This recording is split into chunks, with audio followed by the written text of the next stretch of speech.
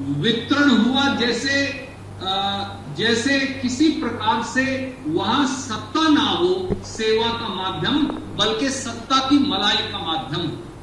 ये अपने आप में एक अनूठा उदाहरण है, और इसके लिए अगर कोई जिम्मेवार है तो वो माननीय नरेंद्र मोदी जी और जेपी नड्डा जी जिम्मेवार है, जिन्होंने पौने 5 साल के शासन में, लगभग 4.5 साल के शासन में उत्तराखंड को एक ऐसे मोड़ पर लाकर खड़ा कर दिया जहां भारतीय जनता पार्टी का काम केवल और केवल सत्ता की मलाई की बंदरबाट करना है। और उत्तराखंड की देवभूमि में ये पहली बार भाजपा ने नहीं किया। मैं याद दिलाऊंगा कि उत्तराखंड में पहले भी भारतीय जनता पार्टी ने 3 मुख्यमंत्री बदले थे। भुवन चंद्र खंडूरी साहब, फिर रमेश पोखरियाल जी, फिर दोबारा से खंडूरी साहब। इस बार भी तीसरा मुख्यमंत्री जो है वो शायद आज 9:30 बजे के बाद चुनने जा रहे हैं। पहले त्रिवेंद्र रावत साहब, फिर तीरथ सिंह रावत साहब, और अब एक और।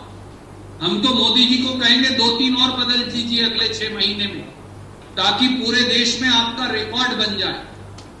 भारतीय जनता पार्टी के केंद्रीय नेतृत्व की लापरवाही और नासमझी का परिणाम है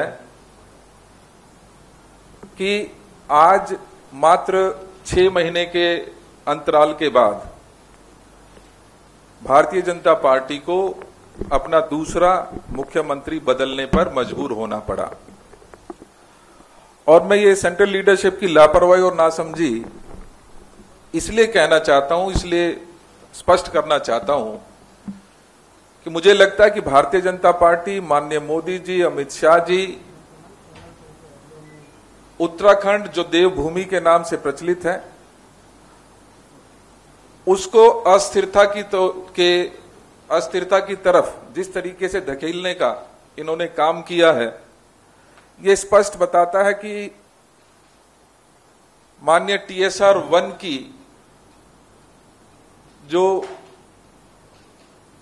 भ्रष्टाचार, बेरोजगारी, महिला उत्पीड़न के बोझ के तले सरकार को बदलने का जो फैसला आज से 3 महीने के पहले लिया, TSR 2 को नॉमिनेट करने के रूप में, उससे पहले सेंट्रल लीडरशिप और भारतीय जनता पार्टी का दिवालियापन है कि उन्होंने संविधान के आर्टिकल 151A को, मैं समझता हूं कि ध्यान से पढ़ा नहीं, जिसमें यह स्पष्ट लिखा था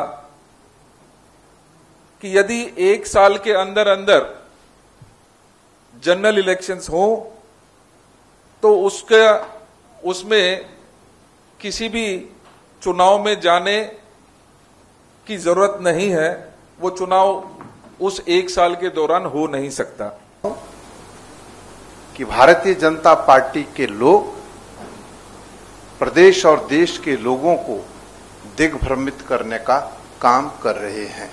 हरिद्वार के अंदर कोरोना की महामारी के दौर में महाकुंभ होता है, उस महाकुंभ में जिस तरीके से टेस्टिंग के अंदर भ्रष्टाचार हुआ वो आपके सामने है। लेकिन इसके इतर उस महाकुंभ से पूरे देश के अंदर कोरोना की महामारी फैली और कई लोगों ने अपने परिजनों को भी खोने का काम किया। उत्तराखंड की सरकार हत्यारी सरकार है और हमारा कहना है कि ऐसी सरकार पर निश्चित रूप से जो है हत्या का मुकदमा दर्ज होना चाहिए। ये हालत, ये स्थिति है। अर्थव्यवस्था पूरी तरीके से ध्वस्त है, विकास अवरुद्ध है, हालात बद से बदतर है, बड़ी लंबी चौड़ी फेरिस्त है। चाहे मैं महंगाई का जिक्र करूं या अन्य चीजों का जिक्र करूं, ये हालात उत्तराखंड राज्य के अंदर है और सरकार मुख्यमंत्रियों को बदलने में लगी हुई है।